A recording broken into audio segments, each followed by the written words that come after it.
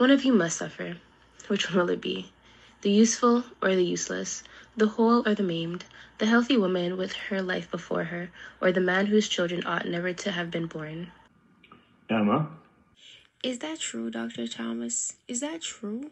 That's it. I think you're going too far now, Dr. Thomas. Emma, in this matter, I cannot go too far. For me, at any rate, it's too far and too fast altogether. Besides, ladies, it's not nice. It's enough to call down judgment. Reverend Paul and Julius is here to see you, Melissa. Ah, really now? I can't see anyone. He said, ma'am, that it was important. Who did you say? The Reverend. I expect he heard about you. I can't see him. I won't see him. Let me go.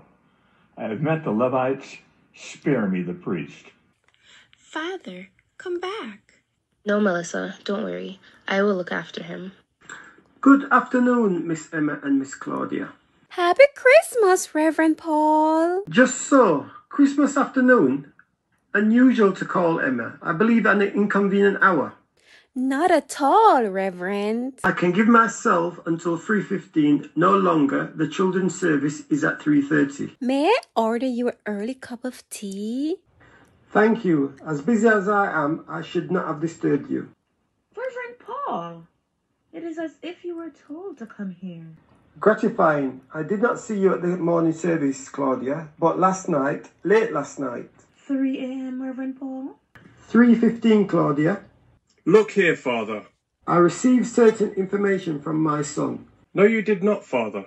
I will have my say first. It's just this, Miss Emma. Julius.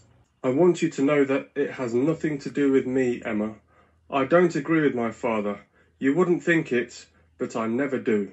Julius, stop that nonsense. And it was only coming up the driveway that he sprung on me why he wanted to see you, or I would not have come.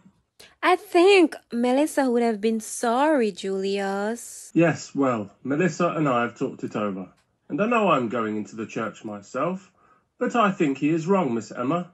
I am not 19th century. Reverend Paul, what is the matter with you, young man? You see, I am pretty keen about Melissa, and so naturally I'm pretty keen about you, Miss Claudia.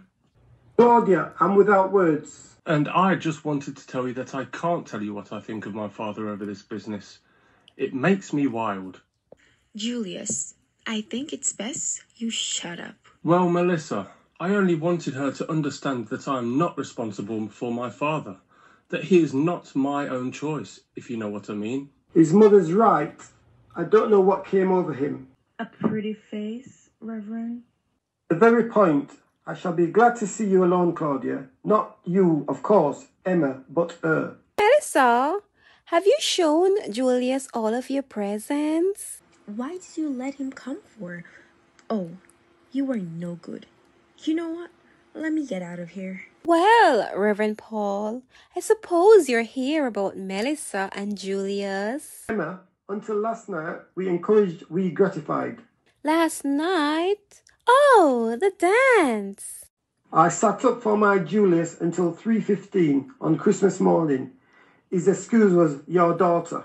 Do you take objection to Melissa, Reverend Paul? Now, my dear, you must not misunderstand me. To me, then? Emma, I beg, but in the course of slight altercation between Julius and myself, it transpired. I see. It's her father. I am grieved. I grieve for you. But his sickness was no secret. My heart, Emma, my wife's heart has gone out to you in affliction when the light of reason. Then you did know. Then I don't follow what you're saying. But according to Julius. Well? Emma, is your husband dead or alive? My former husband is alive. Out of your own mouth, Emma. But you said that you know that he was insane. But I did not know he was alive. Don't be so foolish.